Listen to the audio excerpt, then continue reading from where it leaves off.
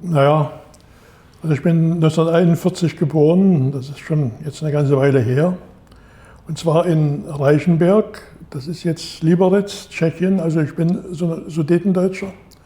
1945 auch vertrieben. Meinen Vater habe ich nie kennengelernt, der ist im Krieg irgendwo vermisst. Und meine Mutter musste mich, ich habe auch keine Geschwister, meine Mutter hat mich also unter schwierigsten Bedingungen großziehen müssen. Ihr Motto war immer, es soll dir mal besser gehen als mir. Und ich kann mich erinnern, als Kind habe ich Hunger gelitten. Und ich hatte über lange Zeit einen Wunsch, dass ich mich einmal richtig satt essen könnte. Das weiß ich heute noch, weil das doch über eine längere Zeit der Fall war. Naja, und dann ging das in den 40er, Ende 40er, Anfang 50er Jahre ging es ja doch bergan. Die Verhältnisse besserten sich zunehmend. Meine Mutter hatte immer noch auf meinen Vater gewartet, der aber dann doch nie gekommen ist. Sie hat schwer gearbeitet, praktisch bis zum Rentenalter. Meine Mutter hat alles gemacht. Die war angefangen, war sie beim Bauer und hat dort Kartoffeln gesammelt und anderes. Dann war sie in der Forstwirtschaft, hat sie Bäume gepflanzt. Dann war sie in einem Tonbetrieb, da hat sie Dachziegel lackiert. Und zuletzt war sie im Bergbau, also in einer Werkstatt, in einer riesengroßen Werkstatt, die für den gesamten Bergbau der DDR die E-Loks repariert haben, die Generalreparaturen für E-Loks. Und da hat sie die Radkästen sauber machen müssen. Die Radkästen waren ja voller Schmiere und da hat sie bis hier in den Ärmeln die Schmiere aus den Radkästen herausgenommen. Also die dreckigste Arbeit gehabt, die man eigentlich haben konnte. Und trotzdem hat sie das gern gemacht. Erstens, weil sie eine gewisse privilegierte Stellung hatten, denn die Halbkönige, die Schlosser, die dann die E-Loks reparierten, die mussten ihr ja sagen, mach meine doch zuerst oder machst du meine. Also da hatte sie einen gewissen Einfluss, konnte entscheiden, welche sie zuerst machte. Und dann war sie voll Mitglied der Brigade. Und die Brigade, die war eine außerordentlich rege. Die machten Theaterbesuche, die organisierten Ferienbetrieb, die machten Kinobesuche, die machten Grillabende.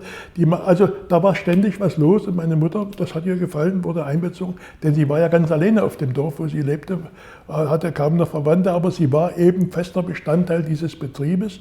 Und das hat sie durchaus, sie hat sich dabei wohlgefühlt, obwohl sie eigentlich eine ganz dreckige Arbeit hatte. Aber dort hatten alle eine dreckige Arbeit und das hat sie nicht gestört. Ich bin dann in die Grundschule gegangen, hatte da so auch manche Probleme, aber ich hatte den Vorzug, ich habe gut gelernt. Und durch das gute Lernen waren mir faktisch alle Bildungswege offen, denn meine Mutter zählte als Arbeiter.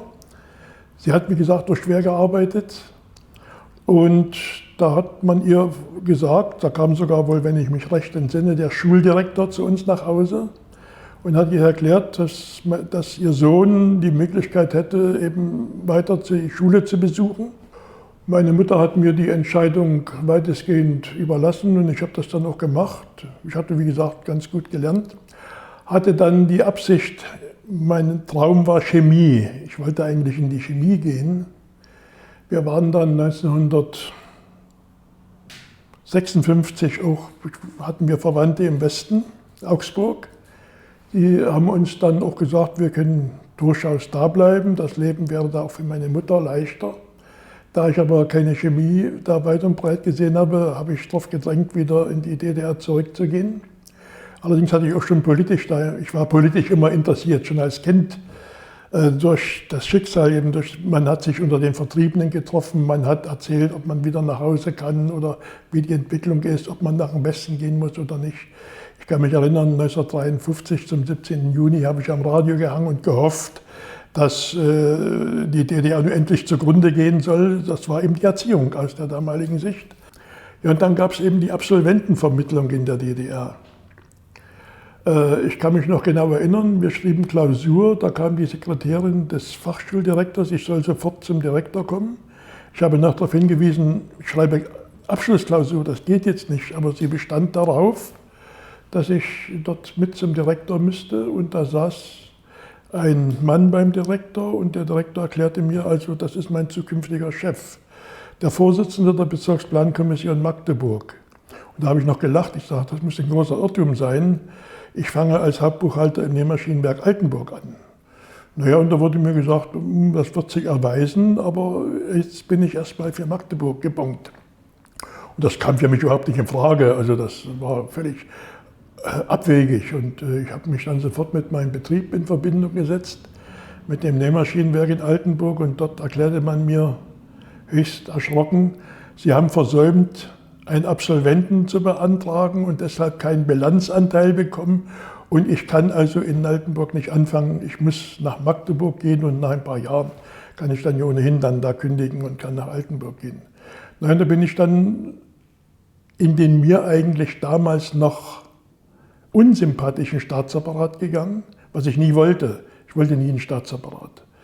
Und bin dann in der Bezirksplankommission gelandet und habe aber auch da festgestellt, es gibt in dieser Bezirksplankommission hochinteressante Tätigkeiten.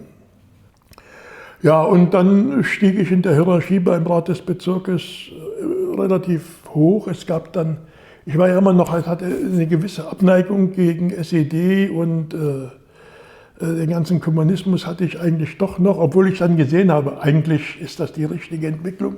Und da gab es zum Beispiel ein Schlüsselerlebnis, was ich hatte, wo ich mir wirklich gesagt habe, also das ist eine gute Sache. Es gab im Kreis Haldensleben ein kleines Kaff Udmöden. Und dort war der Bäcker gestorben. Und nun erfolgte die Versorgung mit Brot und Backwaren aus der Kreisstadt auf diese Gemeinde. Und in der Kreisstadt fielen nun, bei der Bäckerei fielen die Fahrzeuge aus. Und da gab es in Udmöden kein Brot, über mehrere Tage oder sogar Wochen. Und da machten die Einwohner von Udmöden eine kollektive Eingabe an den Rat des Bezirkes. Was ist denn das für ein Sozialismus? Wir leben hier ohne Brot. Es gibt ein paar, die arbeiten in Haldensleben, die versorgen uns recht und schlecht, aber alte Leute und andere haben seit Wochen kein Brot und keine Brötchen zu essen. Und das sehe ich noch wie heute. Die Bezirksplankommission hatte in der Ratssitzung irgendwelche Prognosen vorzustellen. Und ich musste die Tafeln faktisch halten oder an die Wand nageln, was da alles. Und insofern war da das Vorzimmer vom Ratssitzungssaal und plötzlich erschienen ein Haufen fremde Leute, kam der Rat des Kreises Haldensleben, kam geschlossen zum Rat. Und dann kam der Ratsvorsitzende von Magdeburg, krebsrot vor Ärger im Gesicht, sah mich da sitzen und sagt, was sitzt du hier rum? Dann kannst du auch mit reingehen und dir das Theater anhören, was jetzt hier passiert. Und da hat sich ein Vorsitzender des Ratesbezirkes, hat den gesamten Rat des Kreises vermöbelt. Was macht ihr für einen Sozialismus? Ihr unter euren Augen duldet ihr, dass eine Gemeinde in euren Kreis wochenlang nicht ordentlich mit Brot und Backwaren versorgt wird.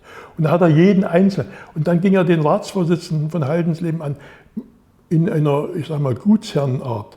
Wenn du nicht in der Lage bist, zu organisieren, dass deine Fahrzeuge fahren, dann hast du 120 Leute, die haben alle ein Fahrrad, haben alle einen Rucksack, dann hättest du veranlassen müssen, dass die mit dem Rucksack nach Udmöden fahren und Brot dorthin bringen.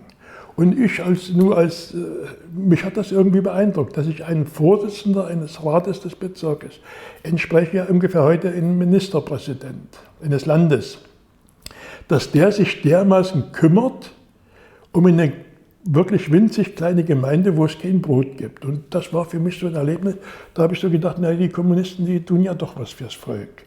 Und sie sind fürs Volk und sie sind dafür, dass es den Leuten immer besser geht und dass elementare Dinge eigentlich auch normal verlaufen müssen.